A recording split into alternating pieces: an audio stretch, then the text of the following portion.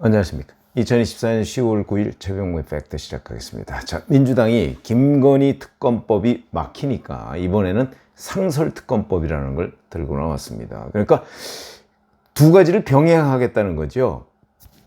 그래서 박찬대 원내대표 말에 따르면 뭐 쌍끌이 특검 이렇게 이름을 붙였다고 하던데, 지금 상설특검법이라는 거는 이미 있는 법을 활용하겠다. 그런데 그걸 다시 약간 꼼수로 민주당 뜻에 따르는 특별검사를 임명하도록 하겠다. 뭐 이런 건데, 이걸 이제 흔히 뭐 쪼개기 특검 이렇게도 얘기합니다. 그게 왜 그러냐면, 그 김건희 특검법을 계속해서 하려고 하다가 그게 이제 윤석열 대통령의 재의호구권에 막히니까 쪼개서 김건희 특검법은 특검법대로 일부 하고, 그 다음에 그 상설특검법에 따른 김건희 특검을 또 하자, 이거거든요. 그러니까 이 두 개가 사실상 겹치는 거다. 뭐 결국은 뭐 일종의 특검 공세의 연장선상에 있다고 보면 됩니다. 자, 근데 왜 그러면 이걸 들고 나왔을까? 뭐 이런 것들이 중요한 대목이죠. 그 이유는 이제 이번에 내겠다는 거는 뭐냐면, 그 2014년에 상설특검법이라는 게 마련이 됐거든요. 이 상설특검법은 법무부 장관이 필요성을 인정하거나 아니면 국회에서 의결하면 동원될 수 있도록 그렇게 만든 법입니다. 근데 이번에는 여기다가 뭐 인천세관 마약 수사 외압 의혹, 삼부토건 주가 조작 의혹, 국회 정원감정법 위반, 요 세 가지. 근데 김건희 여사와 관련한 이 의혹 중에서 이 세 가지는 중요도가 아주 낮은 겁니다. 이걸 가지고 이제 상설특검법에 따라서 한번 해보자, 뭐 이런 거거든요. 그럼 왜 중요도가 낮은 것을 골랐는가?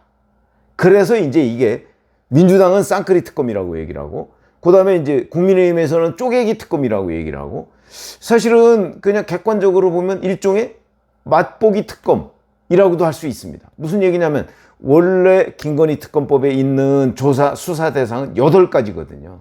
그 중에 중요도가 낮은 3가지만 우선 뽑아서 상설특검법으로 한번 해보자, 이런 거거든요. 이건 뭐 전형적인 그 어떤 쪼개기 또는 맛보기성, 아니면 김건희 특검법의 예고편, 뭐 이렇게 얘기를 할 수 있는 대목이죠. 자, 그러면 이렇게 되면 이제 어떻게 되느냐. 기존 김건희 특검법은 검사 숫자가 훨씬 더 많습니다. 30명, 거기다가 수사관 등 공무원 60명, 뭐 이렇게 하고요. 그 다음에 수사기간도 최대 150일 이렇게 할 수 있는데 비해서 상설특검법은 검사 5명, 그 다음에 공무원 30명, 수사기간 90일, 최대 90일 이렇게 돼 있으니까 규모가 아주 작죠. 그런 의미를 갖고 있다. 그럼 이 의도가 뭐냐? 가장 큰 의도는 대통령이 자꾸 거부권을 행사해서 재표결을 해도 국회에서 부결되니까 그런 걸 무력화하겠다. 대통령 거부권을 무력화하겠다는 게 첫 번째 뜻이고, 두 번째는 아까 제가 말했듯이 맛보기다.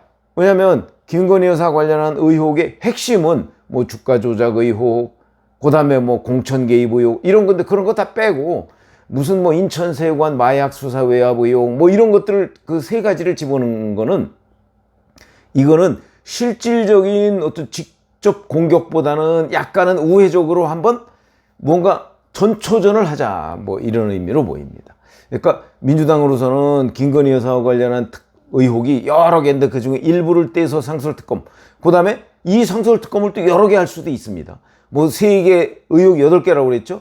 뭐 이번 국정감사 통해서 더 나올 수도 있죠. 더군다나 뭐 명태균 씨라는 사람이 뭐 자기가 입을 열면 윤석열 대통령 한 달 내로 탄핵된다, 뭐 이렇게까지 엄포를 놓고, 또 이어서 보니까 뭐 채널A 인터뷰에서 그냥 농담으로 한 소리다, 또 뭐 이렇게 발을 빼고, 뭐 이런 것들이 이제 또 추가될 수가 있겠죠. 왜냐면 김건희 여사와 여러 차례 문자를 주고받았다는 게 있고, 자기가 지금 뭐 공개한 게 전체 뭐 20분의 1밖에 안 된다, 뭐 이렇게 좀 큰 소리를 뻥뻥 치고 있으니까, 사실 뭐 그게 얼마나 큰 소리인지 아니면 실체가 있는 내용인지는 모르는데, 그런 것들이 다 드러나면 그게 다 의혹으로 쌓일 거 아니겠습니까? 이렇게 되면 뭐 충분히 가능한 얘기일 수도 있죠. 어찌됐든 간에 현재는 8가지, 그거를 3가지, 뭐 2가지, 뭐 또 3가지, 뭐 이런 식으로 해서 계속 쪼개기식으로 상설특검법을 계속할 수도 있고, 김건희 특검법에 대해서 지난번에 국민의힘에서 4명의 반란표가 있었죠. 요게 이제 8명의 반란표가 있을 정도 수준이 된다면 곧바로 김건희 특검법으로 다시 넘어갈 수도 있고, 그래서 김건희 특검법은 살아있는 카드다. 이런 의미입니다. 자, 그런데 우선 하여튼 중요도가 낮은 거 중심으로 해서 이거를 하는 이유는 이 특검법에 대한 동력을 계속 유지해 가겠다. 그리고 이게 만약에 국회에서 통과가 되면 김건희 특검에 대한 여론을 조성하는 데도 상당히 도움이 되겠죠. 그런 걸 노리고 있는 거다. 뿐만 아니고 이제 김건희 특검법에 대한 피로도가 국민들 사이에 꽤 있습니다.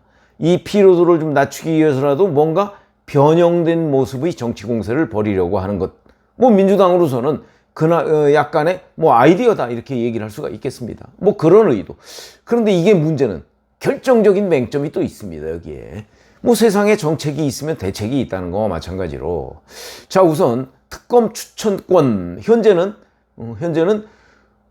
법무부 장관에게 있거나 아니면 국회에 있습니다. 그럼 국회는 교섭단체가 추천합니다.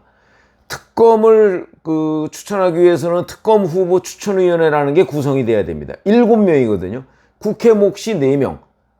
그 다음에 법무부 차관, 법원행정처 차장, 뭐 대한변협 3명, 이렇게 변협회장 이렇게 해서 3명이고 국회 추천 4명 이렇게 돼 있는데, 국회 추천 4명은 교섭단체에서 2명씩 추천하는 겁니다. 그럼 국민의힘도 추천할 거 아니겠습니까? 이걸 또 바꾸겠다는 겁니다. 국민의힘에서 2명 추천을 못하도록. 근데 그거는 어디에 규정되어 있느냐? 국회 규칙에 규정되어 있거든요. 국회 규칙에는 특검 후보 추천위원회 7명을 하는 국회 목 4명을 교섭단체가 추천한다. 이거를 바꿔서 대통령과 대통령 관련 의혹이 있을 때에는 여당은 여기에 참여하지 못한다. 이렇게 되어 있습니다. 그러면 결국 김건희 여사 상설특검에 민주당만 참여할 수 있다는 얘기죠. 그럼 민주당이 4명을 추천하겠다는 겁니다. 그러면 특검 후보 추천위원회 7명은 과반 표결로 특검 후보를 추천하기 때문에 특검 후보 2명을 추천하고 그 2명 중에서 대통령이 1명을 임명하는데 결국은 민주당 뜻대로 하겠다는 거죠. 왜냐하면 법무부 차관, 법원행정처 차장, 대한변협 회장 3명이 아무리 반대해봤자 국회 추천 몫인 4명이 동의하면 통과됩니다. 이러겠다는 거죠. 여기서 우선 굉장한 논란이 있겠죠. 자, 국회 규칙을 바꿔야 되죠. 글쎄, 아무리 민주당 출신이지만 우원식 국회의장이 이런 식의 우인설법 용인할 수 있을까 하는 게 첫 번째 관문이 될 것이고, 용인한다고 하더라도 그 다음 단계는 이제 특검 후보 추천위원회에서 아무리 뭐 표결이라고는 하지만 민주당이 추천하는 4명이 법무부 차관이나 법원행정처 차장이나 대한변협회장을 의견을 완전히 무시하고 특검 후보를 추천하는 것이 국민적 공감을 얻을 수 있느냐? 얻지 못하겠죠. 그냥 이건 민주당의 하수인에 불과하다. 이런 여론의 부담 또한 있을 것이고, 그 다음에 또한 진짜 결정적인 장애는 대통령입니다. 그건 역시 3차 관문이라고 할 수 있죠. 자, 이렇게 돼서 이제 민주당의 뜻대로 특검 후보 2명을 추천했다, 대통령한테. 그러면 현행 상설특검법에 보면 사흘 내에 대통령이 임명하여야 한다로 되어 있습니다. 그렇죠? 윤석열 대통령이 임명할까요? 그럼 임명 안 하면 어떻게 되냐? 임명 안 하면. 근데 임명 안 하면 어떻게 된다에 대해서 규정이 없습니다. 그럼 이 규정을 어떻게 바꿔야 되느냐? 대통령이 사흘 내에 임명하지 않을 경우, 그게 현재 김건희 특검법에 그렇게 돼 있습니다. 대통령이 임명을 안 하면 며칠이 지나면 자동적으로 임명된 걸로 한다. 뭐 이런 게 있습니다. 연장자를 임명한 걸로 한다라든지 뭐 이런 게 있습니다. 상설특검법에는 그런 규정이 없습니다. 그러면 대통령이 사흘 안에 임명해야 하는데 임명을 안 하면 무슨 대책이 있느냐, 국회에서? 대책 없죠. 법에 규정이 없는데요. 그럼 그걸 또 사흘 내에 임명 안 하면 연장자를 임명한 것으로 한다라든지 뭐 이런 규정을 만들어야 되는데, 그 규정을 만들려면 상설특검법을 개정해야 되죠. 도돌이 핍니다.